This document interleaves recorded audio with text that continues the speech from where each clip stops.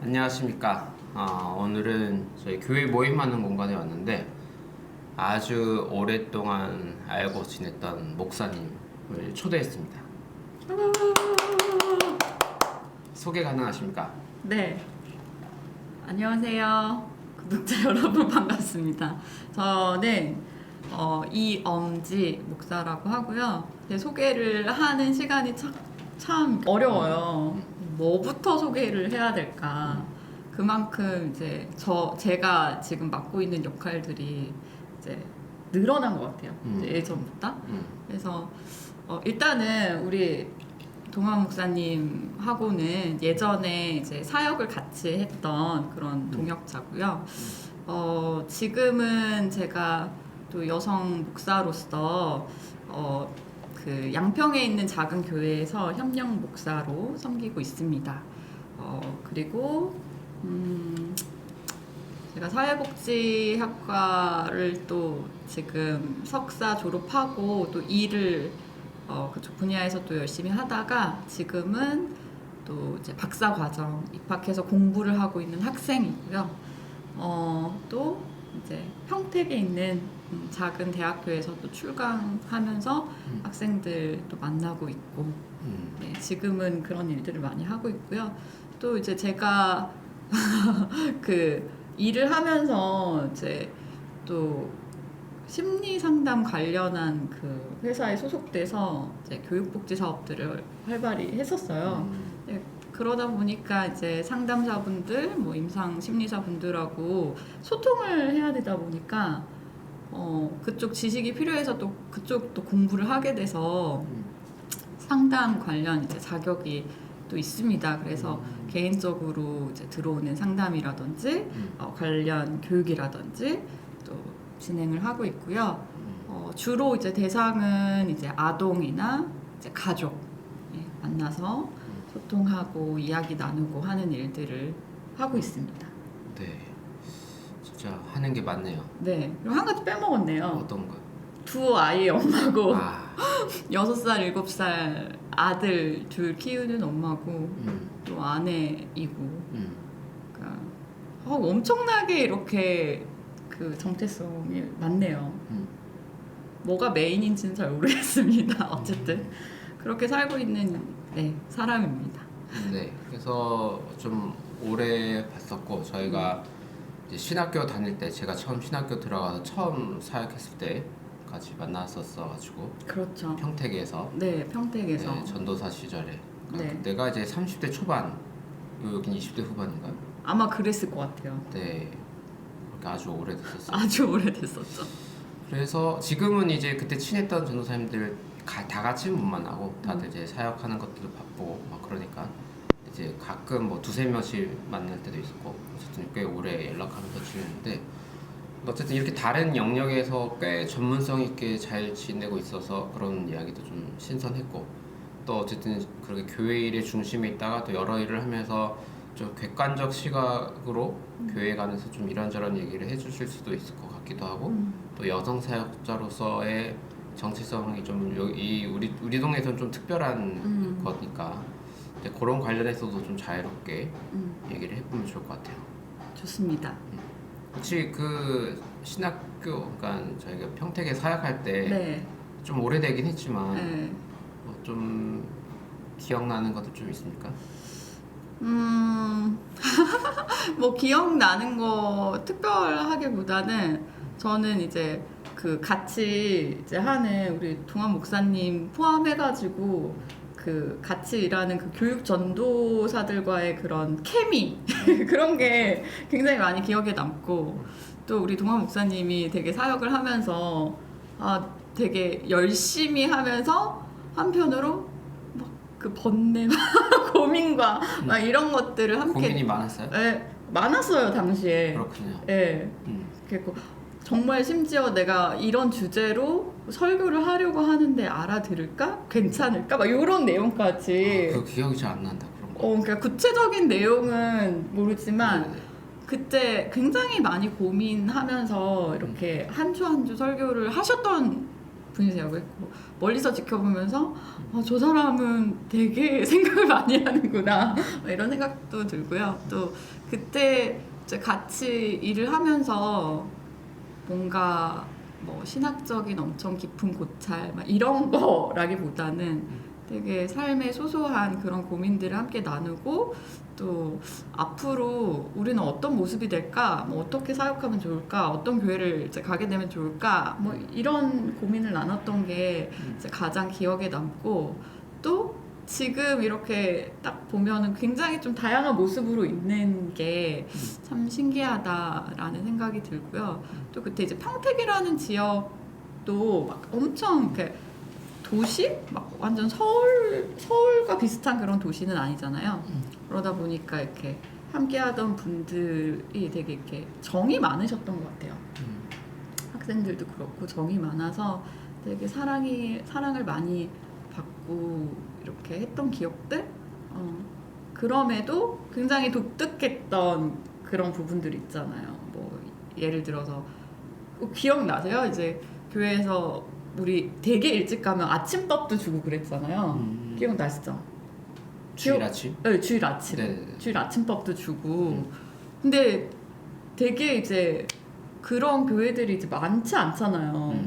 거의 없잖아요. 그러니까 그런 것들 되게 그러니까 저는 이제 해남의 이제 시골 출신인데 그럴 때는 되게 고향에 온 것 같은 그런 느낌이 들기도 하고 또 그렇게 정이 많아서 좋기도 했지만 한편으로 저는 이제 여성이다 보니까 여성과 남성의 역할이 이렇게 딱 구분되어 있는다는 느낌을 되게 많이 받았어요. 사역을 하면서 이제 느끼셨을지는 모르겠지만 저는 그때는 그런 생각이 별로 없었어요. 없으셨죠. 근데 그때는 그냥 순응하면서 마음속으로 왜 이런 건 항상 이렇게 여성이 해야 돼? 뭐 이런 마음은 있었지만 또 이제 막상 이제 닥치면 어떻게든 잘해보려고 하는 그런 모습들이었던 것 같아요. 네. 근데 또 그런 과정이 있었기 때문에 이제 제가 있는 거겠죠. 그런 생각들이 좀 새록새록 나네요. 정이 아주 많은 곳이기도 했고 규모에 비해서는 네. 그러니까 교회 크기는 큰데 네. 거기 있는 사람들이 정말 한 사람 한 사람 챙겨주려는 게 많이 기억이 네, 나고 되게 강했죠. 저는 이제 청소년 사역을 처음 했던 건데 신학교 다닐 때 원래는 이제 사역을 안 나가려고 하다가 왜냐면 이제 공부 정리가 잘 안 된 상태니까 얼떨결에 친구 소개를 받고 갔는데 이제 또 저랑 또 아는 동갑 친구가 또 뭐 지원해서 와서 만났었고 그래서 너가 뭐 고등부하면 내가 중등부할까 뭐 이렇게 얼떨결에 시작을 하게 됐어요. 그래서 처음 딱 교사 모임 교사 선생님도 한 20여 명이었나?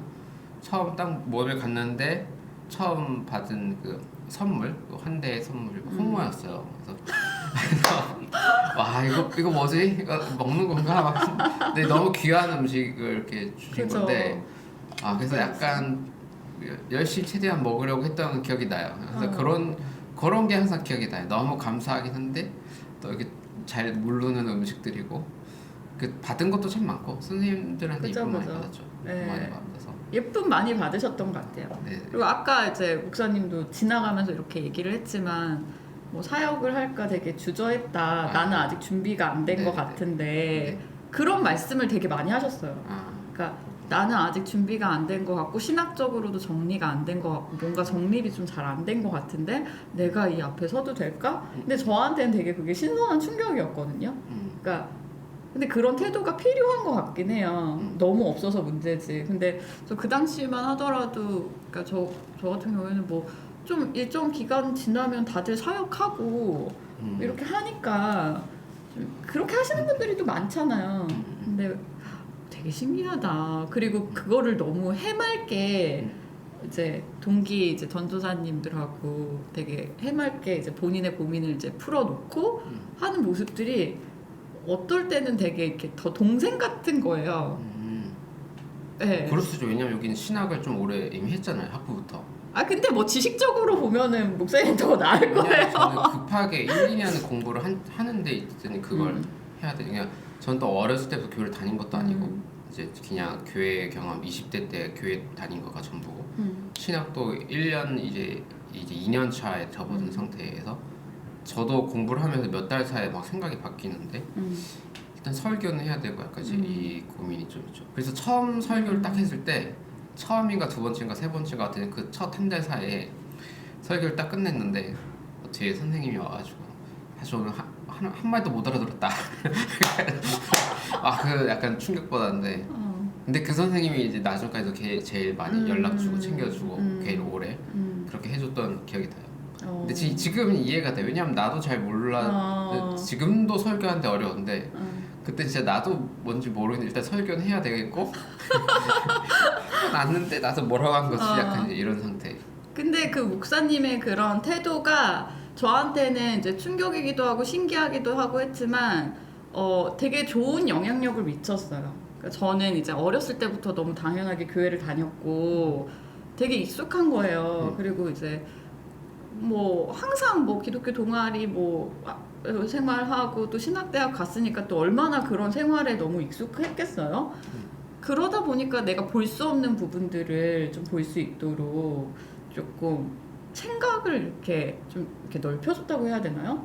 근데 지금에 와서는 또 제가 이제 굉장히 이제 필요로 하는 부분이기도 하고 어떻게 보면 그런 시각들이 모여서 또 지금의 제가 있는 거예요. 어떻게 보면은 이제 교회 안에서가 아니라 또 밖에서의 사역을 또 이제 많이 생각을 하다 보니까 그래서 그러니까 이제 또 계속 이제 만남이 이어지는 것 같아요.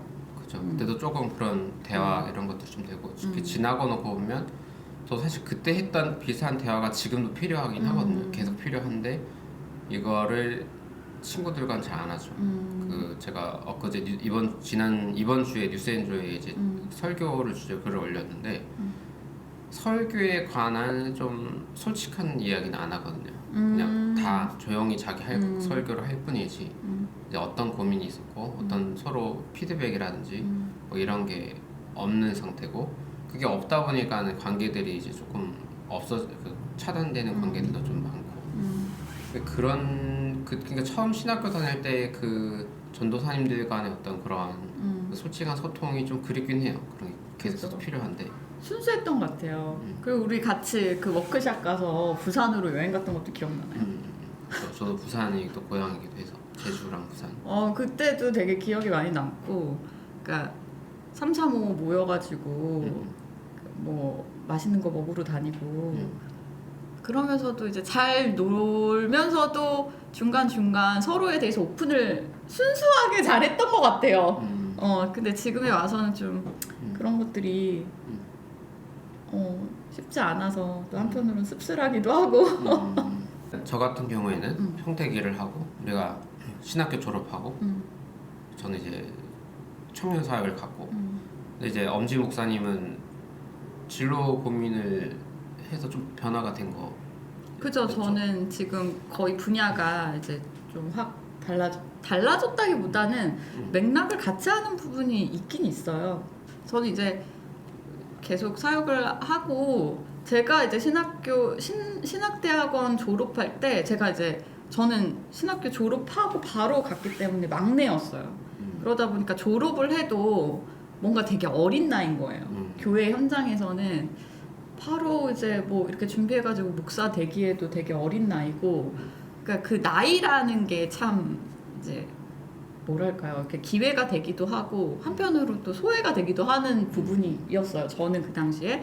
그래서 졸업하에도 바로 너무 어리고, 그래서 지금 생각해 보면 뭐랄까 뭔가 확실히 정하지 못해서 뭘 공부할까를 생각을 하게 됐던 것 같고, 그 당시에 이제 저는 이제 교회 안에서도 그렇고 좀 사회적인 이슈나 뭐 여성에 대한 문제나 뭐 그런 부분이 항상 관심이 있었어요. 교과로 해도 뭐 기독교 윤리나 뭐 이런 시간에 이제 논의되던 주제들도 참 재밌고, 교회가 저런 데 관심을 가져야 되는데 왜 관심을 안 갖지? 막 이런 생각도 들고요.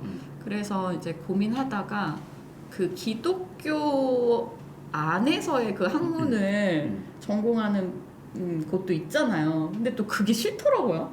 그 당시에는 그냥 항상 그 안에 있었으니까. 그래서 조금 다른 쪽으로 가보자 그렇게 생각을 해서 이제 숭실대학교 일반대학원에 이제 사회복지학과로 진학을 하게 됐어요.